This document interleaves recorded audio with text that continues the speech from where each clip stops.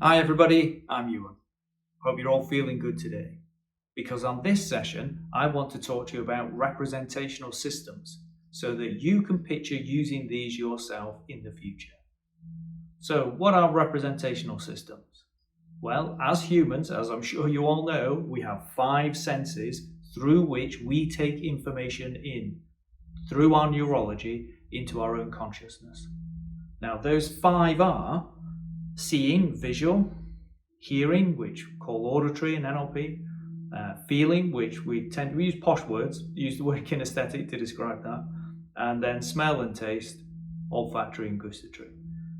Now, as humans, we tend to use the 3 senses of seeing, hearing and feeling more than we use smell and taste. Obviously, smell and taste are there and they are important, and in particular circumstances we do use them. But mainly how we represent the world is through the other 3. So we see things, hear things and feel things. Now, what representational systems in NLP is about is how we represent the world internally and then relate that externally. Now, when I say relate it externally, what I mean is you can pick it up sometimes in people's behavior or in the words that they use to describe what their experience is. So what people do is we take information in through our senses. We're all doing this, take information in through our senses.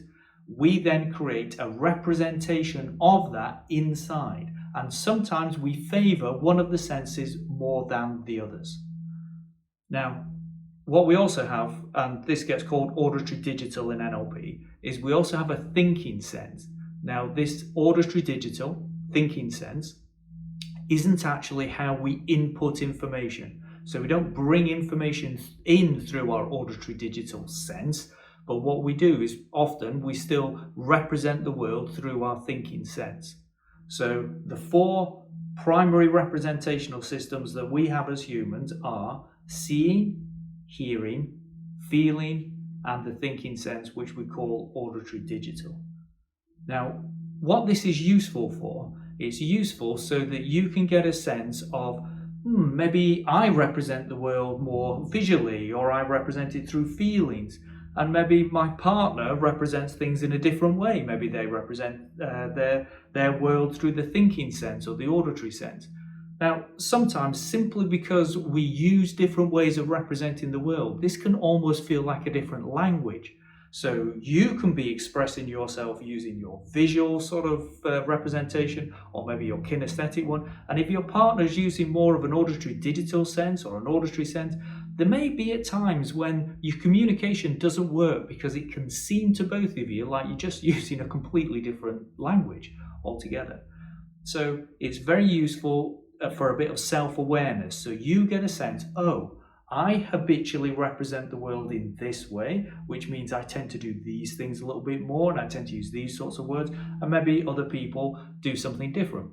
This is one of the things that I first realized when I learned about this, when I learned NLP about 17 years ago, is I was amazed that other people were representing the world in a way that was different to how I did it, because obviously the way I was doing it was the right way of doing it. But it opened up a whole new world to me of the fact that people can actually have a different way of experiencing the world, a different way of representing the world. Now, how I use it in coaching is in a coaching sense. I know that because I actually tend to represent the world a little bit more auditory digital through sort of the thinking sense. So if I know that, if I'm coaching a client who's a little bit more visual or a little bit more kinesthetic or even a little bit more auditory, I can maybe adapt my communication to make sure that whatever message we're sharing is getting through effectively for them. Now, just because somebody is more visual, say, that doesn't necessarily mean that they can't use the other senses. It's a preference. Although it's one of the things, if you have a preference, that you tend to fall back to. If you're a little bit more stressed, it's certainly something that you can fall back to there. And if you're not aware of it, you could just end up in the habit of just using that all the time. Now, there are several different ways of finding out which representational system that if you have a preference, what you do prefer. There's a paper and pencil test that's possible to use. Another way of picking it up with people is listen out for the words that they use. Do they use a predominance of words which are suggestive of representing the world visually, kinesthetically, auditory or auditory digital. I'll give you a few examples now so you get a sense of this. So, for example, if you listen to somebody speak, if they are more visual, they'll tend to use words more like see, picture, bright, imagine. They'll use words like that more often. If somebody's more kinesthetic, they'll use words like touch, grasp hold of, feel. They might actually talk more about their feelings too. That's something which is not uncommon. Also, kinesthetic people like to learn by doing things, whereas a visual person, they will obviously like to see things or videos. And it's very important to a visual person that things look right. Often they do like things to be more tidy, because if things aren't tidy for them, it can be a visual affront to them that things don't quite look right, because how things look is more important. Now, it is possible to be have a preference in more than one representational system. Often people have one. Some people don't have any. They're quite balanced across all of them, and sometimes you can have two. So Joanne, that I work with, she actually has as a preference both the visual and the kinesthetic. So auditory, if you're listening out, which obviously you would be with auditory, if you're listening out for somebody who might be more auditory, maybe they will use words like sound or tune in.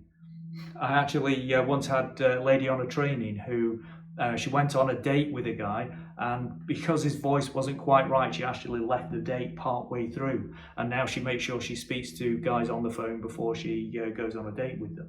That's how important tone of voice can be for somebody who's more auditory. So it's very important that if you work with or you live with somebody who's more auditory, that you pay attention to the tone of voice that you use with them more than you might otherwise do, because they'll read more into tone of voice. Somebody who's auditory might actually listen to a lot of music. Now, I totally appreciate that many people like listening to music. I like listening to music. Sometimes people listen to music because it's how they feel. What you tend to find with somebody who's more auditory is they'll tend to do it in a more exaggerated way than you maybe expect. They may be quite good musically or tuning instruments. It's things like that. Now, it's slightly less common to be more auditory, but it's you'll still come across quite a lot of people who are. Often they're very distracted by noise too. That's something which can distract them. Now, the fourth representational system, the auditory digital, the words that you want to listen out for there are things like consider, process, decide, change, motivate. Auditory digital people tend to be slightly more dissociated from their experience, so they're slightly less connected with their experience. They're analysing things a little bit more. Sometimes when you talk to them, they're slow to respond because they'll think about what you've just been talking about, or they'll repeat the question to themselves. Auditory digital people often like to rehearse what they're going to say before they go into a meeting, or even when they go into a shop to buy things, because it's important that they get the word right and they've thought things through properly. One of the things that you can do with this, as I said, is it's useful for self-awareness, awareness of other people. One thing that I would recommend that you do is in generic communication, make sure that you're aware of this and maybe see if you can use all of the representational systems, so that you make sure that your message is actually touching on the different representational systems which are out there, so that you can make sure that it appeals to everybody. If you rewind and go back to the beginning of this session, what you'll see is I used each of the three primary representational systems at the beginning, just to make sure that I was connecting with people through different representational systems. So that's a little introduction for you about representational systems in NLP. Thanks for watching.